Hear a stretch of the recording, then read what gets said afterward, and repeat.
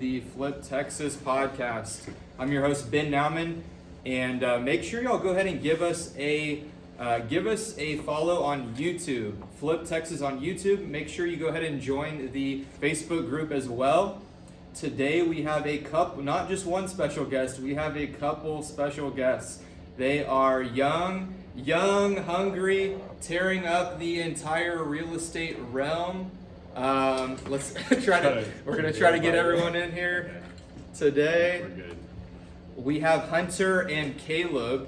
Can y'all introduce yourself with a short introduction? I know we have a top producing young investor, agent. We're gonna talk all things agent and investing as well.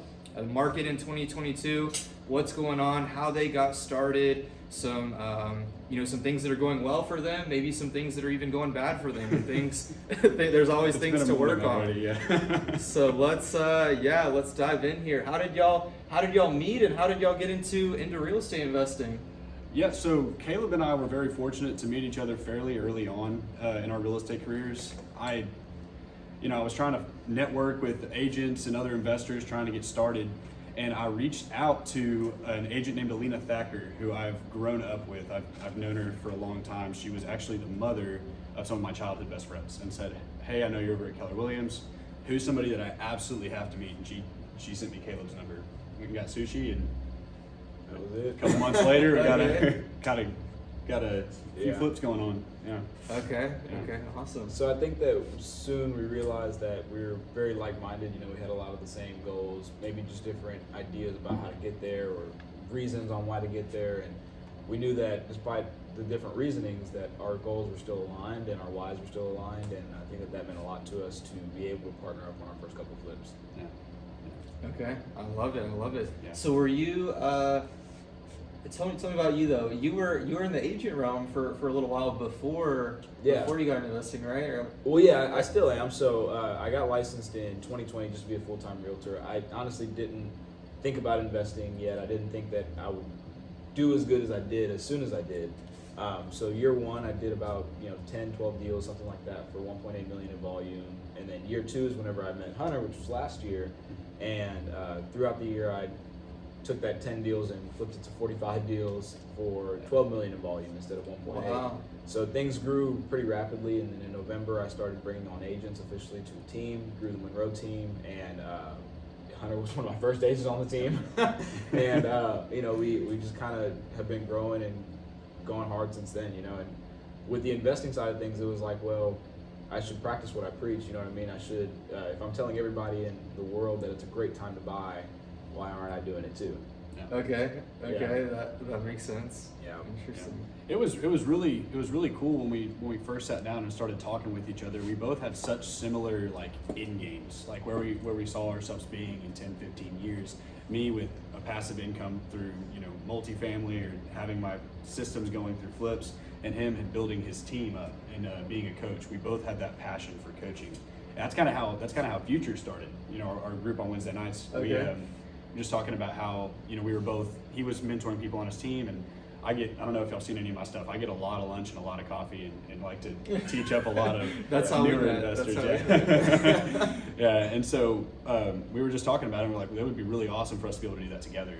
And that's how Future got started, was both of our love for coaching, and it's really just how our relationship got started. Okay, incredible. So that's because I know y'all doing also these. At the Clear Lake, you have an event at the Clear Lake office. Is it the same? Yeah, that's okay. Future. So you're literally going into the real estate office of that brokerage and teaching. It's agents and anybody can come. Yeah, and it's really not even just KW agents that do come. We teach it on Wednesday nights from 4 to 6 in the training room at our office. And yeah, we've had groups of 30 people, and we've had more small intimate groups of 4 or 5 people that we get to really mastermind and talk ideals with. And like I said, those are some of my favorites, man. The small groups where everybody can nobody's afraid to speak up and ask questions. When you get into some of the bigger groups that we've had, people are a little bit more hesitant to throw their hand up and ask what they don't understand. And so it's really interesting when we have small groups, man. Okay, incredible. Is that so? That's I know that there's a lot of stuff to learn. I mean, I did a presentation for Real Estate IQ a couple of those recently. But there's like so many different topics that people like want to know about. Are y'all covering just and a lot of times as well? I want to talk about this too. A lot of agents, it's not easy growing an agent team as well, because I mean the average agent has issues getting their feet off the ground and getting started, getting their own listings, building their own like book of business. Right. Yeah, you want to talk about that? Absolutely. Like how has building a team kind of been for you? I mean, that's 40, you said over 40 transactions last year, and I was a solo agent last year whenever I did that. Collectively, throughout the agents that have joined the team now, if you were to add all our numbers up from last year together, it's around 51, 52, something like that. So I was still the predominant producer, but that is a strong number for a small group of 4 or 5 agents. And this year we have a goal of helping over 100 families buy and sell a house, 100 individuals buy and sell a house. So it's they're scary goals, and yeah, you're right. I mean, a lot of the time, newer agents will have trouble getting their feet wet in the real estate business, whether it's not knowing what to say or not knowing when to say it. And I think that was one of the reasons why I started the team, is I wanted to grow really a strong, tight-knit group of top producers. It was funny, the other day we were sitting in a team training, and I had a new agent coming on and join me, and we just got done with team training, and she had asked a question, and I was like, well, yeah, my main goal with starting the team in the first place was to create, a lot of top producers around me, and people ideally that would end up outproducing me. And that's going to be pretty hard because I'm not slowing down anytime soon. And everybody just kind of stayed quiet, and she was like, my schedule's wide open. I was like, well, you're going to fit in just right. So it's been fun to see, everybody kind of gel together, have that friendly competition, and everybody wants to see each other win. That's the biggest type of culture that we've been creating. Okay, I love it. Yeah, that's good to get the synergy together and everybody to be on the same page. And it's really cool to be in a room with those guys. Like every single person on that team has very big ambitions, very large goals. Yeah, I wouldn't want you, or I've been telling a lot of my friends as well that I have some friends that have become brokers, have their brokerages, and they're growing teams, and even just say like a real estate investing team or whatever kind of business it is, like you don't want to waste your time with people that aren't serious, right? And you don't want to bring on agents on your team where they're just going to sell a couple houses a year, because it's going to be, the most important thing is like you have to use your time. And right. Absolutely, and that's something that James and I talked about before. James Toller, he kind of just asked the question. He asked it to me, and then he asked it in the group on Mondays. He said, "How do you determine like how much time you give to somebody? Like how do you determine if they deserve that much time from you, because your time is valuable?" It's a great question. It's the most valuable asset you have. It was a great question, and I think that I've realized. I'm first and foremost. Let me say it on Facebook Live because it maybe wants to. I'm very proud of my team. Right, like they're all hard workers. They all are learning at a rapid pace and applying that learning at a rapid pace. So that's why I'm so proud of them, because I think that it takes application after application after application without seeing anything come back directly right away. That truly creates the discipline, and whenever you have that discipline and those actions, the results are just going to follow. So yeah, it's been fun to see their growth so far. Cool. Well, I love it. Do you like, and so you have a calling for do both of you have a calling for both the agent side and the investing side? No. So Kaleb, man, I mean, he shows me up. Because you look so natural in these, like working with buyers, working with sellers. But sorry, I didn't mean to interrupt. No way. I was gonna say that he shows me up on the agent side, man. I don't do too much agent work. I've never been a huge fan of it. I've worked with a buyer and I've done a listing, but it's just not my cup of tea. I like investing just a little bit better. But I can say that agent work is a lot harder, and it's a lot more time consuming, and it takes a lot more, I guess sometimes brains. I mean, I've seen Kaleb go through some really intense listing appointments and buyer appointments trying to get listings and buyers. It's really cool to see, but I'm more of an investor first. Flip houses. Okay. Yeah. I like what he said. It sounds like you're not I see certain agents, and they're agents that only know how to get business from referrals. And I see there's other agents that they can do referrals, but they also know how to go out there and talk to people. Maybe they're not a family member, maybe they're not a close friend, and they know how to talk to people and actually generate business that's not like handed to them. So it sounds like you're. Well, I've seen it happen. If you know what I'm getting at, so it sounds like you're definitely. Yeah. To me, that's the fun part. Like about 75% of my business last year came from referrals, sphere of influence, social media, like people that already kind of knew me or felt like they knew me to some degree. But that other 25%, it was fun, getting those clients. You know what I mean? I sat in a buyer appointment with him and a family. They walked in. They were not planning to sign an agreement saying that he was their agent. And man, I mean, he went through step by step of the entire process and shoved it right in their face. And they're like, okay, yeah, I guess you're my agent now. So I think it's because, whenever people see, and I tell this to my team all the time too, whenever people see that you will truly take care of them, I mean, they trust you, that is what it is. And that's what I mean whenever I'm in these buyer appointments, seller appointments, even on the phone. Like I try to really make sure that they can feel that emotion through the phone that, hey, I got your back, I'm gonna take care of you. And doing all this agent work is hard work, of course, and thank you for saying it takes brains, because I like to think I'm smart. No, I'm just kidding. But eventually I want it all to be funding the flips and stuff like that, but still be very heavy in the coaching side of my team, because I love seeing, like I said, that growth and me being able to give my skills back down. I mean, I came from Cutco, I was selling $1,000 knife sets, so I wasn't ever scared to talk on the phones or anything like that before. Okay. Yeah, so it just became a little bit easier with houses, I guess.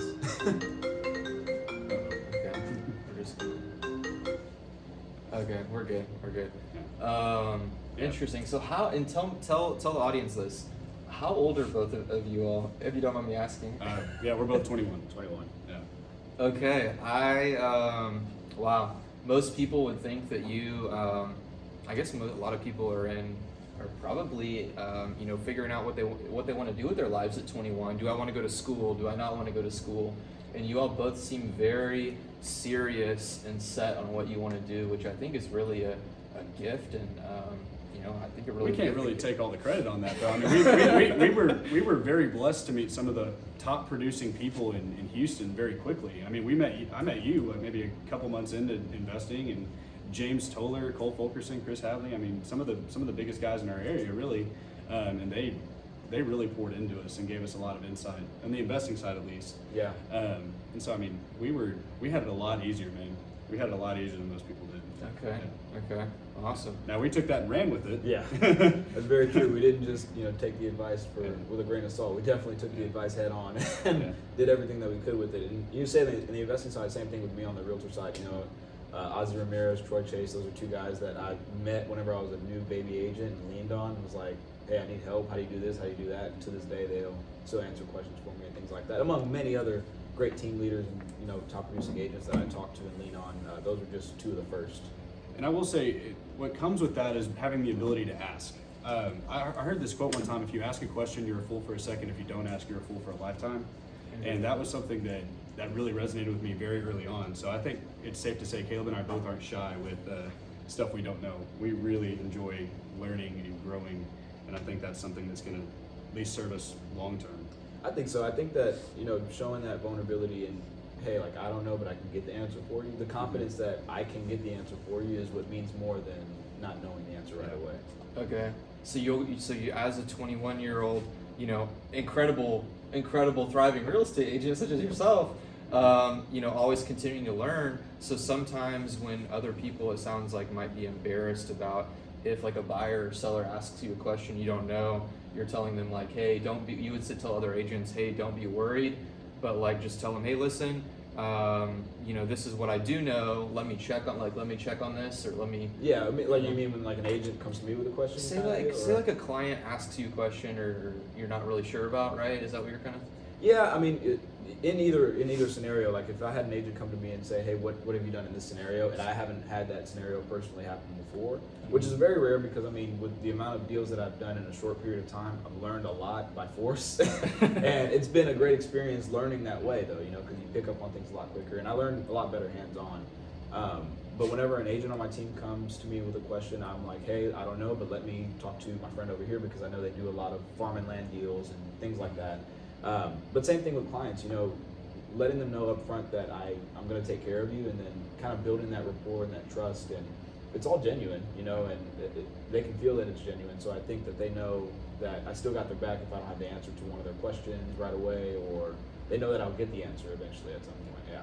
Okay. I love it. Well, that's incredible. What have y'all already gone ahead and learned some? It sounds like learned a couple lessons with flipping your first house, or how to get into flipping your first house. Yeah, we we jumped in head first. We didn't really know what we were doing, to the point of probably taking on as many as we did. Yeah. But like you said, we learned a lot by force. I mean, within the span of 4 months in our partnership, we had bought 5 houses. Yeah. They were all going on at the same time. So it was definitely an interesting ride. We had hired wrong crews at some points, and then found our really right crew that served us really well to this point right now. Right. And we definitely learned a lot by force. No, seriously. I mean, making sure you crawl into the attic, that was a big one. Crawl into the attic before you buy a house. Look at the decking to see if it's rotted. What? Wait, say that again. Crawl in the attic, and what are we looking for in that? Look and see if the decking's rotted. Because the first house we ever bought, man, we bought it probably, when we first bought it was 75%. It was what it looked like it was going to be. 75%. Yeah. 35% deal. Okay, so what he's saying is whatever the ARV of the house is times 75% of the value minus repairs. So it looked like it had 25% equity. Yeah, and it looked like it was going to be a pretty decent first deal. Okay. What was the ARV? It was we put it at 215, I think. Yeah. It ended up selling at about 212. Yeah. Is what it sold. 212. Yeah. And so it was that part was on point. Okay. The cost of construction, we found out, wasn't because we Okay. didn't crawl into the attic and look at the decking and the roof, so we had to rip that whole roof off. we're just And so excited to buy. Okay. We got over our analysis paralysis in a big way. Yeah. We found ourselves kind of looking at deals online and looking at deals from wholesalers and looking too long in to some degree. We had a deal in the Heights on Clay Street, and that was going to be a big repair, and it probably would have been, if we would have got that one, we probably wouldn't have taken on 5. I'll say that. Yeah. All of our money would have been tied up in that one. But But the it would have been, margins- like, the margins were great on it. Had we been a little bit more educated about what our construction costs would have been. Yeah. Like, it was still our first one that we were getting into. We got a contractor to come out there. Me and him crawled through the window to get into the house because Wow. there was broken locks on the door. And he was like, okay, cool, I'm gonna be here for another couple hours. If you want to go to your next appointment or whatever you got to do, I'll get the quote to you by Thursday. This was on Tuesday. Uh-huh. And I was like, okay, like, I know that this thing's gonna go quick because I know I'm not the only person that saw it. Yeah. So I'm like, okay, like, the sooner the better though. Please, like, Thursday morning if you can. And Wednesday, the wholesaler texts me. He's like, hey, I'm just following up. Did you guys get to go check it out? I'm like, yeah, we checked it out. My contractor said you can have the quote to me by Thursday. Is that all right? Is that gonna be okay?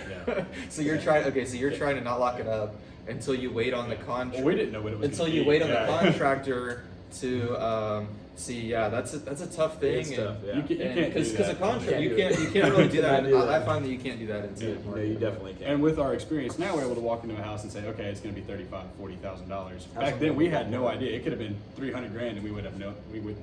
So I've had some people tell me that this rehab, like, for instance, I had a rehab that was like, we're looking at a property approximately, it's a commercial property, realistically needed over $750,000 of repairs. Yeah. Like close to $1 million of repairs. And the wholesaler or the agent was like, oh yeah, I had some quotes like about 200. So like you can't really listen. Yeah. You have to do your own, like, I'm never gonna take people like complain about wholesalers or agents like, hey, like they told me it's this amount of repairs. Like I think that's really on you Yeah, to you like gotta do do your your own own due diligence diligence. about how to, 100%. like even I have another house that somebody was like, we spent $230 on the reno, and someone said, oh, it's like 100 or something. yeah. And some people could. Everyone works different, and like Yeah. I don't blame that. I don't think that people are lying exactly, but like It's just because some people would it's do ignorance. Yeah. They've never done it. and some people are going to use it as maybe do a carpet and paint Right. to rent it out, and maybe some people are going to sell it for that full ARV price. I remember when I started out on we bought a couple flips at the same time on one of my first kind of grabs of flips, and we went with what the ARV we thought the higher ARV was, but then we didn't renovate the property to That standard. like that ARV standard. Yeah. So like we did like a, what's it called? They want to call it now Like Home Depot flip? or- no, they want to call it a wholetail.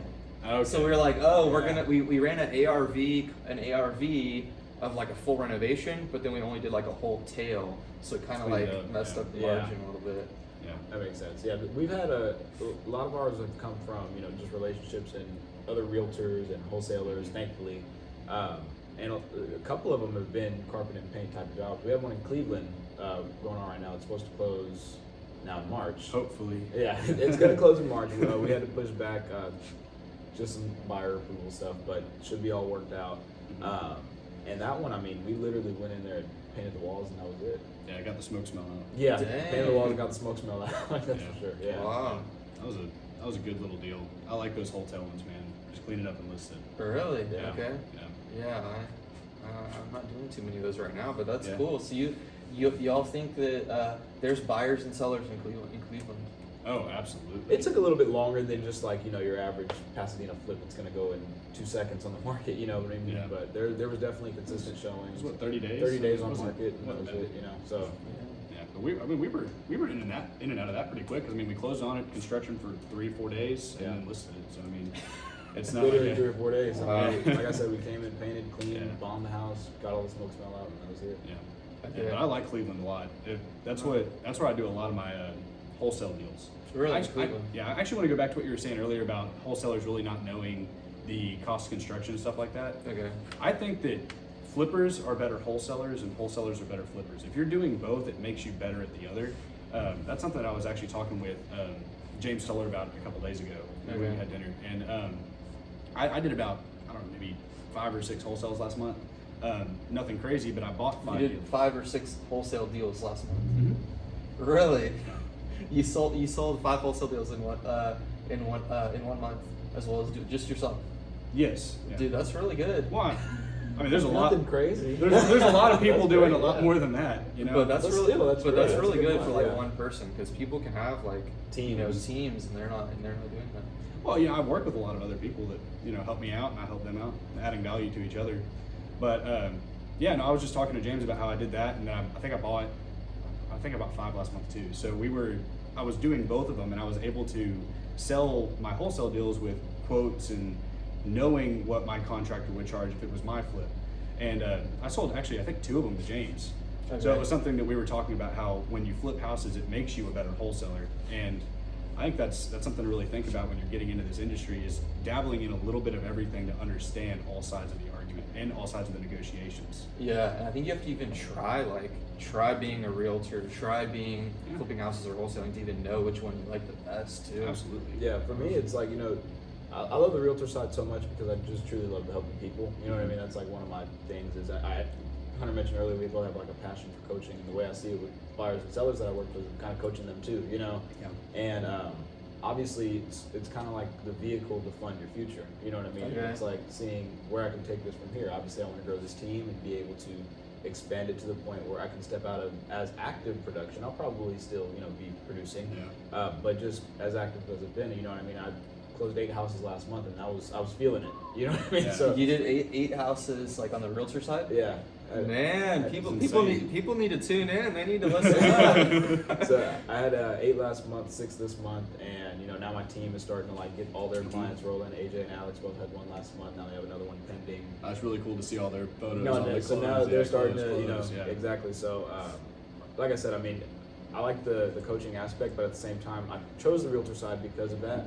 In addition to the fact that I knew it could be a good vehicle for me in my investing endeavors whenever I get to those, like buying houses and Airbnbs, because that's a goal of mine, multifamily units, things like that as well, And that was something that was so cool with our partnership, is we knew going into this, we both have similar roadmaps to success, but we do have different complete end games when we're completely done with real estate.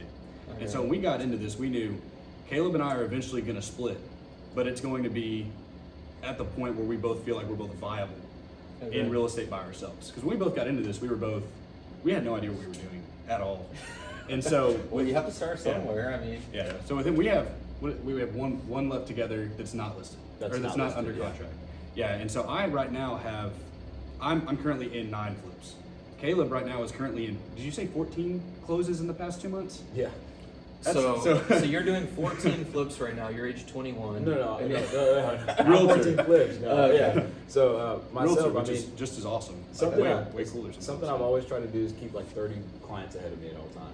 Okay. And that's no easy feat, obviously, right? So now that the team is kind of growing, I'm giving them the same goal, 30 people ahead of you at all times. So we have a lot of people in the funnel right now that's just it's been a crazy past couple months, to say the This is least. insane. Yeah. Yeah. Wow. But I was basically saying that now that Kaleb and I are both viable, and I think that's something I teach partnership a lot in either whether it be future or whether it be one of my lunches or coffees with new investors.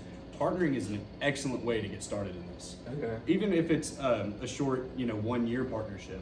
And Kaleb and I really like each other, so I'm sure we're going to do more flips together in the future. But it's like, when does this partnership not make sense anymore? Because he's doing 14 closes in a month, Okay. and I'm in 9 flips. Yeah. So I think that's an excellent tool. If you get anything out of this, I hope that that's what you get, is partnering with somebody that can add value to you and you add value to them is one of the best ways to get into this industry. Do you have any any things you would tell people like look out for in partnerships, and then also just because of like bringing two different strengths to the table, or just I And got then very are blessed y'all- with the best partner I could have asked for. And He are may y'all- have a couple things he are could y'all say. like, Look are y'all out for. married on like everything, or just some stuff y'all choose to do?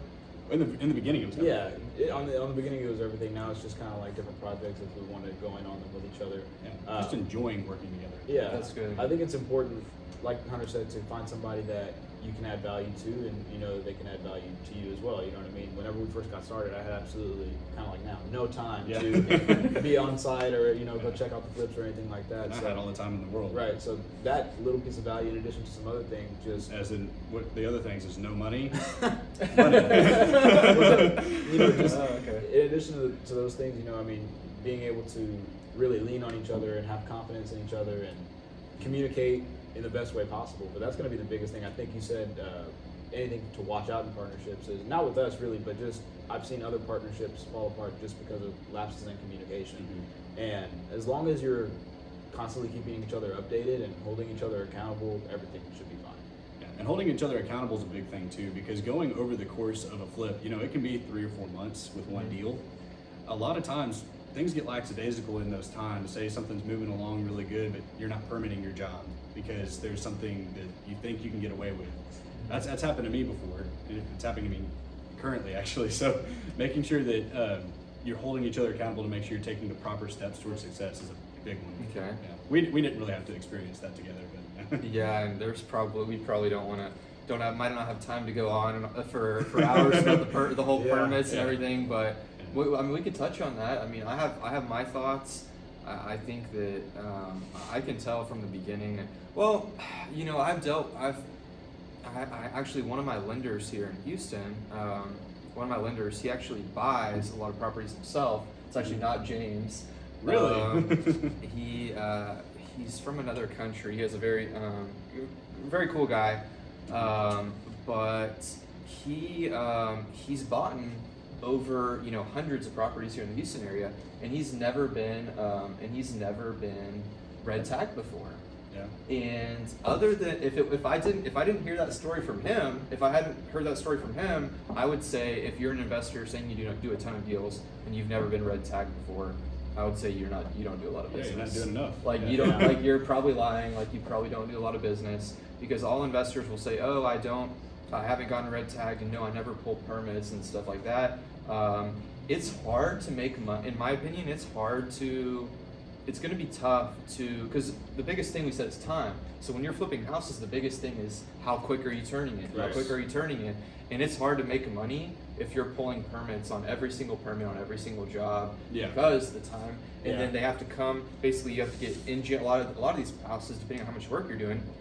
You got to hire an engineer, and they got to do the engineered plans, Yep. and then they're going to come back and they're going to check every single trade. Right. And it's not like one time. It's like they go out there and then let me look at it. Here's a correction. Let me schedule the next time to come out. Yeah. And government, Especially with historic houses. I'm flipping Ooh. 2 historic houses right now. One of them is red tag. I'm gonna pray for it. I have to think about your build. I don't like below 1950 year. Oh, dude, I'm doing one that's 1912 built. Jesus I'm excited Christ. about it. I like What it. did James say about that one? Hey, Lynn's on it.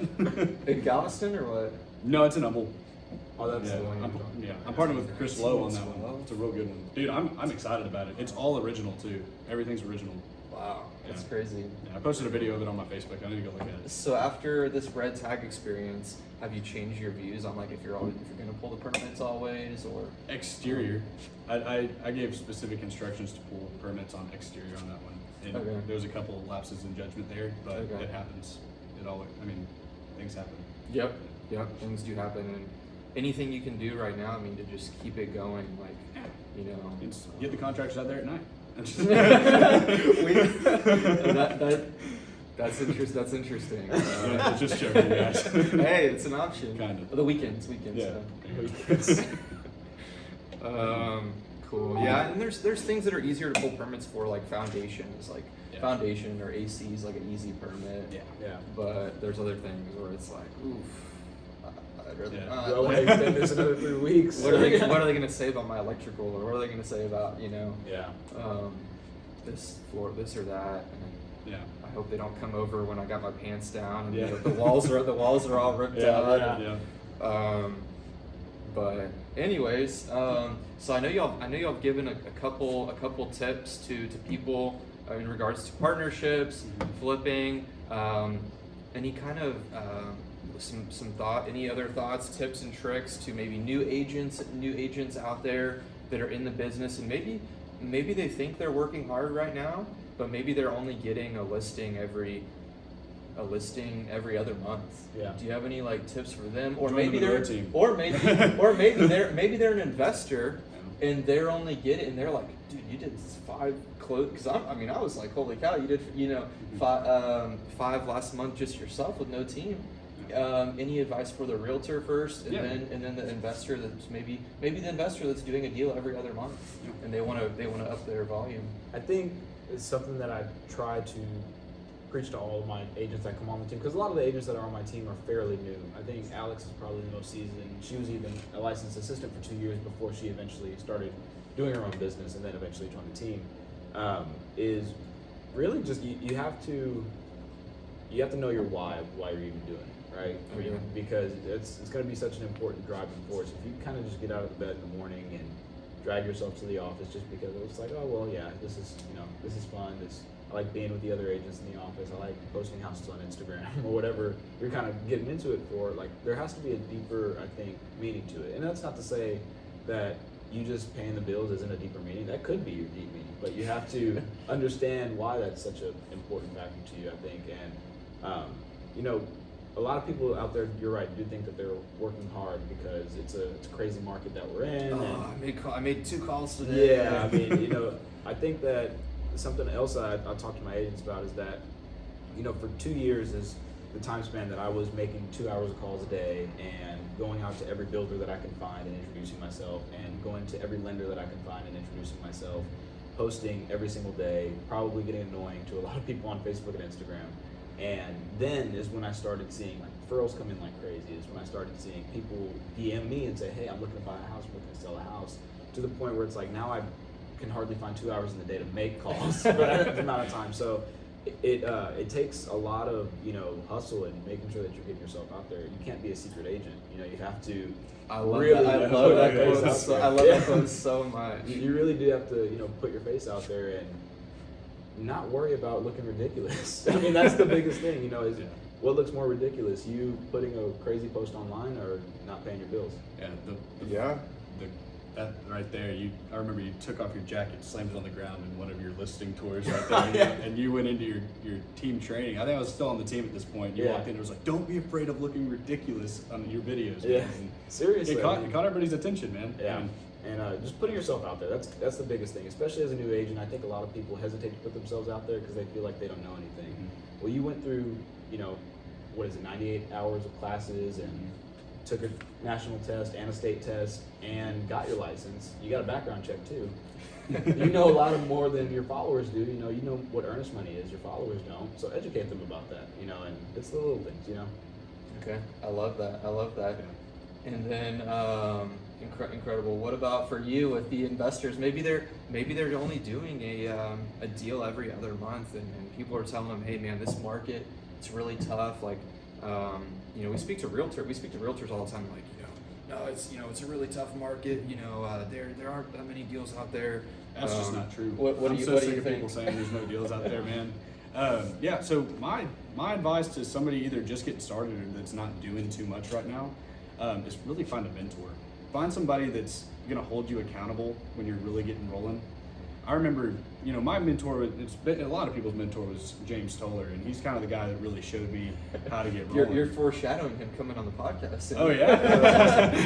Yeah. No, I mean he's the guy that really got me rolling, and I remember this wasn't too long ago. I think I had just closed my I just contracted my fifth flip, buying my fifth flip of that month, and I'd already done all my wholesales, and I was calling him about, hey man, I just got this lot sent to me, it's in Livingston. I really kind of want to do a build on it. That's what I really want to do is I want to build on it. Big, okay. Well, man, he tore into me. He's like, you are moving faster than just about anybody I've ever seen in real estate. Why the heck would you go off the yellow brick road right now? You're killing it. You're doing this. You're doing that, and really snapped me back into place because I'm the kind of guy. If I see something shiny, I want to go try to do it. Yep. And he's been the guy that's kept me tunnel vision, kept me going. Have to. And so I think that finding a mentor is going to be somebody that's going to. That's going to be the biggest thing to success right there is finding somebody that will keep you accountable. That's Give good. you helpful advice. Okay, so Reach out to me. I'm happy to help. Okay, so you do mentoring as well? Oh yeah, that's why I do all those coffees, lunches, breakfasts. It's my favorite thing in the world. That's why we do Future. Come out to Future. That's a big one. Incredible. James holds one on Mondays. Okay. Flip Texas events. Yeah. There's a lot of places to find people that are absolutely crushing it in real estate. Okay, And I love it. a lot of people with giving hearts that want to help you. Incredible. Yeah, I think that people definitely in this entrepreneur, business owner space, a lot of people have, ADD, ADHD. Mm-hmm. They see so many shining objects like, oh, am I going to do Airbnb? Am I going to be a commercial investor? Am I going to do this, that, the other? And I think it is important too when you're getting your feet wet and you're really trying to gain traction. But I think at the beginning when you're gaining traction, you don't want to be going 5 different directions at once. And maybe pick 1 or 2 from the beginning, Right. until you're selling 40 houses a year, and then you can be like, hey, now I want to add on a couple Airbnbs, or that's my opinion. Yeah. Absolutely. And getting rolling's tough. And getting your first deal is tough a lot of times. And so surrounding yourself with people that are successful, seeing success stories is probably the biggest motivating factor to me, is seeing people that have been there and done it. That's showing that it's possible. That was the biggest thing for me. It took me, 6 or 7 months, 'cause it was a while before I met Kaleb to get my first deal. And that was no money coming in. So Wow. it gets tough. So That's- being around. Yeah, and I think it's tangible proof that kind of helps fuel that. Obviously a lot of people can see tangible proof as money in their bank account because they just sold their first wholesale or they sold their first house or sold a flip.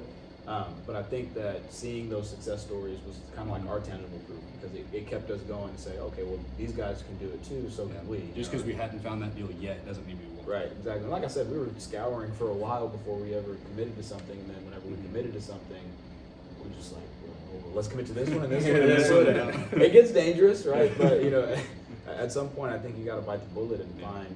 Or just kind of. And we both found that it's worth the risk. Right. That was the thing, that it was worth the risk to put our head down and start buying houses. I still haven't stopped buying houses. I need to slow down. You're insane. You're insane. Yeah. Well, I'm sure you'll figure out how to get past this red tag thing. Yeah. Keep pushing. that's just another bump in the road. Yeah. There's plenty more coming. So. Good enough. Yeah. You do enough. You just. It seems like with both of y'all, the faster you immerse yourself, you just learn so much quicker. Probably with the whole agent realm, agents are like, well, what if this happens and what if that happens? Or you're learning so quickly from just doing it at an expedited pace. It seems like compared to, just jumping in the deep end. I think a lot of people are very results focused whenever you should be more action focused. And that goes for the investor side, that goes for the agent side, that goes for anything in real estate in general. In business too. You focus so much on the results, eventually you're gonna get bogged down if the results aren't in your face yet. Yeah. But you focus on the actions and what you're doing on a daily basis, the results are eventually gonna follow. And I Well, like I love results as that. much as the next guy, but the journey's a lot of fun. Yeah. Us meeting each other and finally getting rolling and doing that first flip and taking walkthrough Wednesday videos and listing videos and just all that. It's a lot of fun. You know, I mean, it's the money's a really cool side effect of it, but it's a lot of fun to meet an investor or a realtor. Okay, well, I really appreciate it so much, Gems. I mean, I'm still trying to take it all in and maybe even take some notes as well. I am taking some notes. I mean, it's something you have to think about every day. Just that nugget there about focus on. If you could say that again, you were saying focus on what the activities that you're doing every day, actions, not the results. Not the results. Yeah, you focus on the actions and focus on what you're doing every day. The results are just going to follow. Just a side effect, man. Just a side effect. Well, thank y'all very much for coming on. Where's the best place for people to reach you? Say they want to come to your y'all's meetup, your training. That's it's every how to Wednesday. reach y'all. Every Wednesday from 4 to 6 p.m. 18050 Saturn Lane, Keller Williams Blue Lake office. Yeah, Unit 100 is the actual KW office. We're just right across the hall. You'll see people walking into the training room. You can hit me up on social media if you ever want to. Instagram is at Kaleb R. Monroe.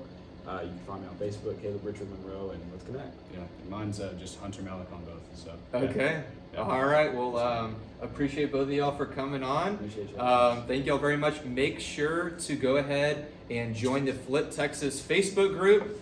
Go ahead and follow us on YouTube as well at Flip Texas. And we will look forward to talking with y'all soon. We are going to have a large meetup coming soon.